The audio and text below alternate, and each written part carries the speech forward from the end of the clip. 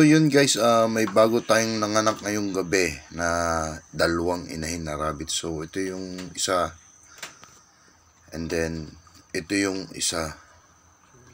So yung isa mukhang nagulo yung latag niya, so kailangan natin siyang ayusin. Ayusin natin yan guys. And then to guys, may leak yung tubig natin, so ayusin din natin yan. Yan guys, kuha tayo bali ng bagong panlatag doon sa ating bagong panganak na rabbit. So papalitan natin siya para maging komportable yung ating bagong panganak na rabbit.